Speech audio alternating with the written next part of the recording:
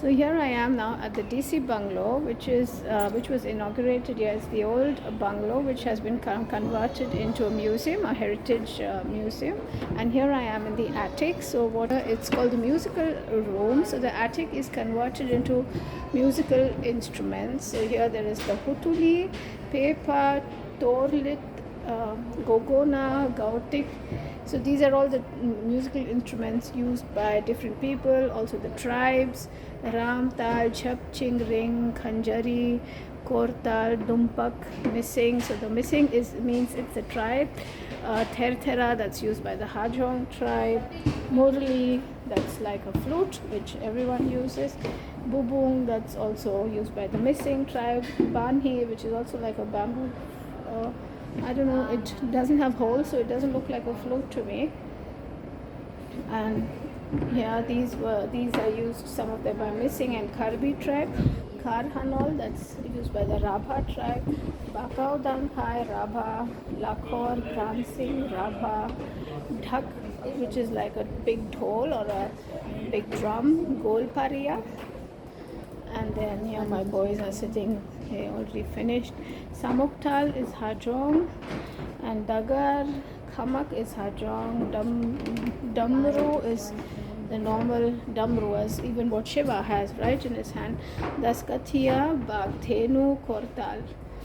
So you see a little bit of similarity with also instruments used in Southeast, like in Malaysia, Indonesia. I've been to Malaysia, I've not been to Indonesia. So like in Malaysia, this is the khol. Khol is a very beautiful drum. It's also a very important drum, one of the important instruments in the Odissi classical dance. And me, who's learned Odissi classical dance, so I know. So for example, our main guru, Guruji Kelu Charan Mohapatra, was an excellent khol player also, where he gives the tal. Also, obviously, also a dancer and a teacher, a guru.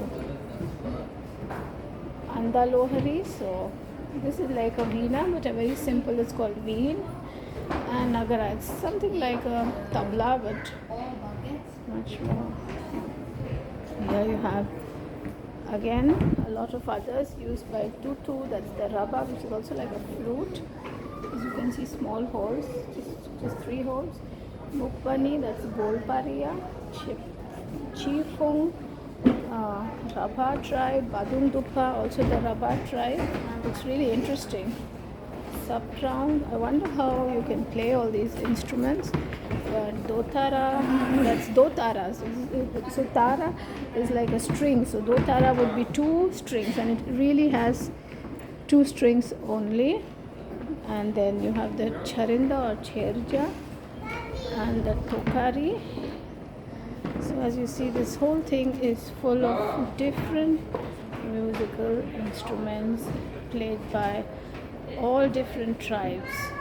And downstairs you have a lot of rooms with silk, weaving. There's also a craft shop there. So I have another video on moments where I don't talk, but it's just photographs that I have taken from all these places, and here I just want to show you. So what they say is musical roots of Assam. Musical instruments are a major part of our folk culture. The Assamese culture is a synthesis and symbiosis of all ethnic communities who live by the banks of the mighty Brahmaputra. Many musical instruments of the communities are similar in the making, but their names differ across communities. The instruments fall into these 4 orders: membranophone, audiophone, aerophone, chordophone. So membranophones are wooden or metallic shell covered with animal hide or membrane and played by clapping with hand or striking with bamboo stick. Audiophone are instruments made of metal, wood or bamboo and played by striking with a stick of similar material or with any hand. Aerophone are instruments played by blowing with mouth or synchronizing the flow of air through it. And chordophone are instruments played by striking the string or rubbing with a bow. So the attic has been offered to us as a physical space for the display of traditional instruments of various ethnic communities of Assam. So they've been collected from rural Assam, from different people and well-wishers who have donated these instruments. This is a mridanga. So mridanga is also what we see in Carnatic music in the south. So that's all about the instruments. Now we'll go down and I'll show you further. So this is the beautiful staircase. It's a very lovely wooden staircase, and I'm going down the staircase. I already did the ground floor actually, but I'll show you around as well. So this is all done by the Brahmaputra Cultural Foundation. So Brahmaputra is one of the biggest, longest rivers, a very important river, and Brahma is one of the three deities, Brahma, Vishnu, Maheshwar, and Putra is the sun. So I have to check about the significance of the name Brahmaputra. So now I'll tour you here. So this is the room. It's called the Majuri Corner. It's a library hall. So you have all these beautiful pictures here. And here all the masks, the Majuli. So the Majuli is the world's largest river island settlement. Everything is written. The map is here, which shows the Majuli river island settlements. The Digrughar, Shiv Sagar is all where it is. And here you'll see all the Majuli masks. These are all traditional masks. And this is the library hall because you can really sit here and read all these beautiful books. So there I am, sitting there on this wonderful cane chair, but I am not going to read anything but continue. Just one note here, it's called the corner. So one of the pictures here is of Bhupen Hazarika, and I think for those who know the Hindi movie industry, Bhupen Hazarika was the one who was the music director of the movie called Rudali, and Rudali was a very beautiful movie. I'll put it in the description box, which was directed by Kalpana Lazmi. Here you see all the silks. So it tells you about the Muga silk, Pat silk, and Eri silk. These are the three silk varieties these are woven here in this area. And the beauty of the silk is that the silk here is all ahimsa silk, because the silk the cocoons are not killed. All three silks here in Assam are wild silks, so the cocoons are just collected, and so they're broken because the silkworm the metamorphosis has already taken place. The silkworm has turned into a butterfly or a moth and has flown, and then the leftover cocoons, the cocoon houses, the cocoons are taken and they're built into silk. So here they write it that there is this other silk that is famous, Eri silk, that is created while following the principle of ahimsa or non-violence, where the silkworm is not killed but is allowed to become a moth and fly away. According to John Gillow, an expert on textiles, in 1991 said that the history of the world can be read in textiles. These indigenous tribes and communities along the Brahmaputra River have their own way of communicating through their hand-woven textiles. Each design and motifs signifies and creates a specific purpose. It's believed that these textiles help in differentiating the ethnic groups from one another without causing any confusion. Hence, the viewing room is inspired by the communities and tribes that live along the river and how their textiles form an integral part of the society.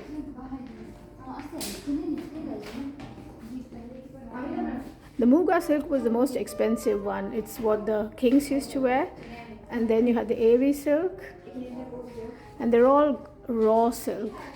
They're not treated in any way. So here you see all the different silks, all the different motifs. Here you have the souvenir shop where you can buy things. It's very pretty, but and this is a wonderful, beautiful sari. I think it's a silk sari. So you can buy a similar sari like this inside the shop for around 23,000. Here you see a handloom.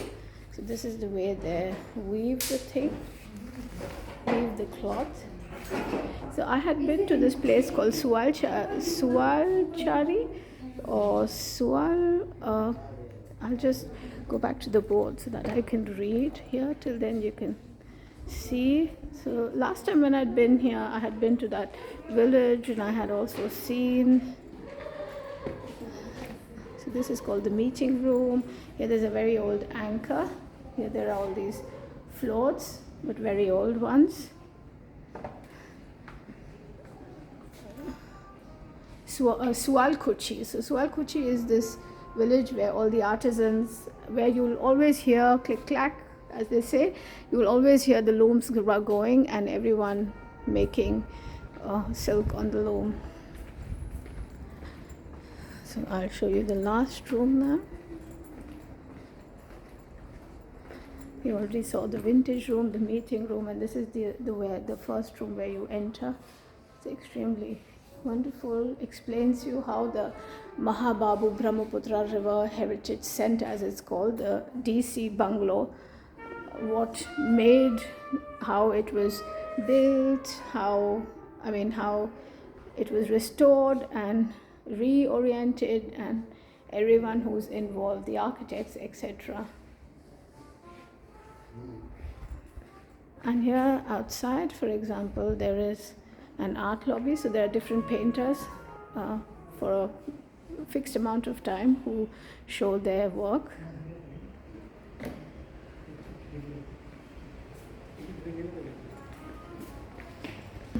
So now I'll walk you down here. So this is the garden. Being dark, you won't be able to see everything, but let's see where the river is. Here there are all different hibiscus and chrysanthemums and dahlias and all kinds of flowers here. Flower beds next to flower beds and very pretty lights. I think it will have its own beauty when you come during the day at this really beautiful cultural heritage DC Bungalow Museum. And I think they sell 20 rupees tickets, and then you can go and just for entering the Starbucks coffee if you don't want to go to the museum. But I don't know, at least it was written there. So here you have this place, and here it's like an amphitheater. So it's a little bit like Roman amphitheater sort of thing. Where you have, so let me go here so that you can see it better. There my two boys are sitting and watching. And now let's walk there to the little house where there's a sort of a viewpoint. Probably it's also nice to, it's called a viewing deck. So you can go there and view. Did you all go to the viewing deck?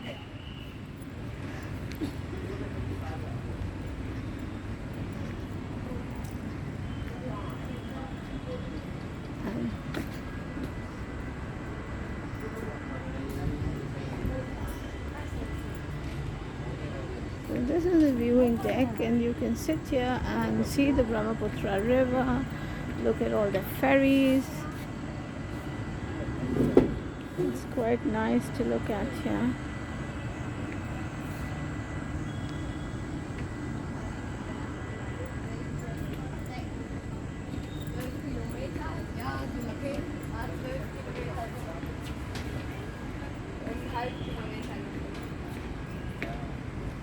You can go there, check the viewing deck.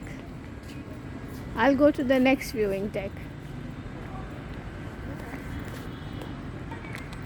Yeah, so the lights and the bamboo trees here are all really pretty. All these are like nicely trimmed, the bamboo bushes. These are all bamboos, so if I go closer you'll be able to see. The bamboo leaves are all trimmed, given a nice round shape.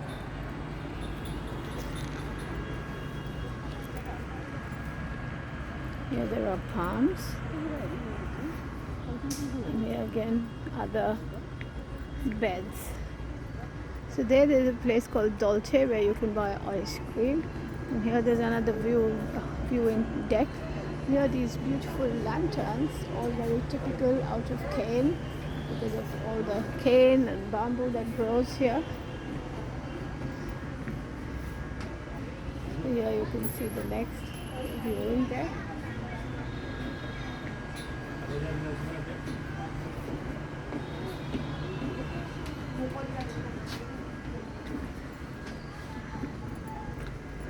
And there's the Dolce where you can buy ice cream and you can actually sit here and eat the ice cream.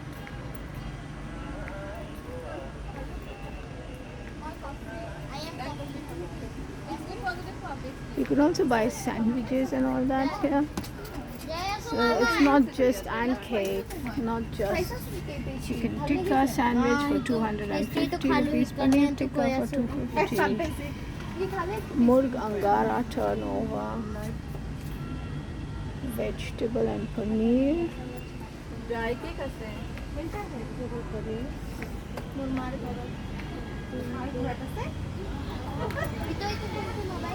And here you can sit again in this lovely veranda. Here you can buy some cake.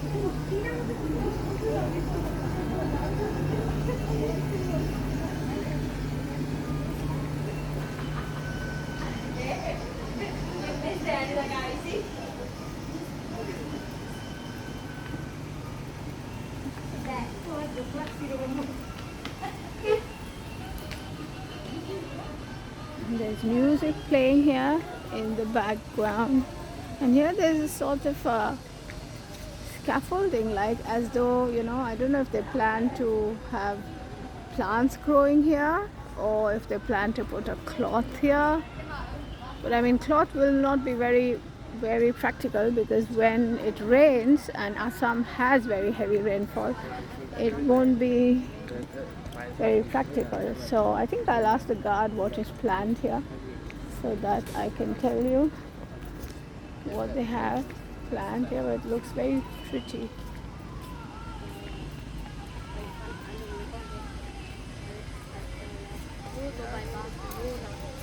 ये यहाँ क्या क्या करने वाले हैं? कुछ लगाने वाले हैं यहाँ? G20 का क्या?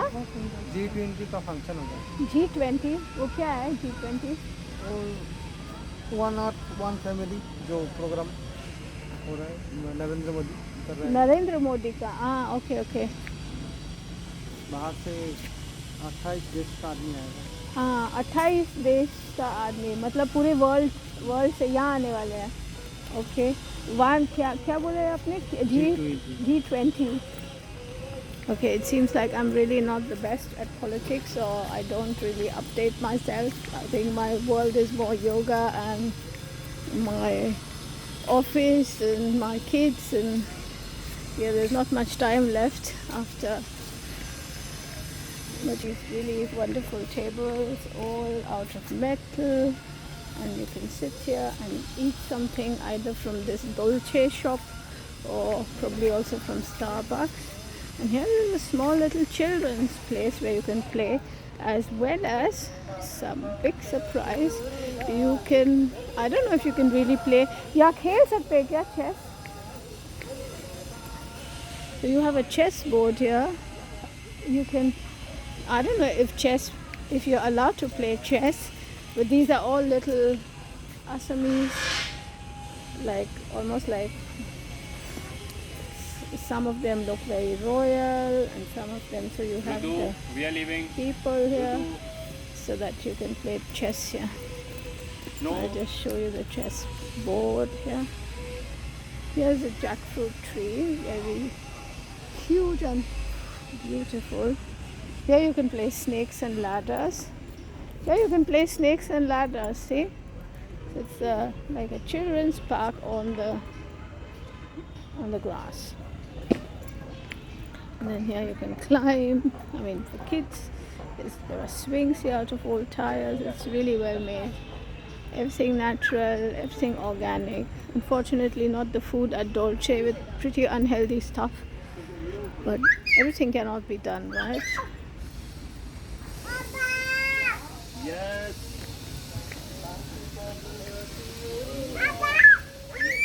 All between mango and jackfruit trees.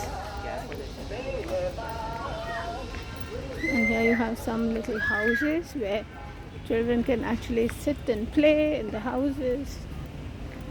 Yeah, so there's stuff for everyone. Yeah.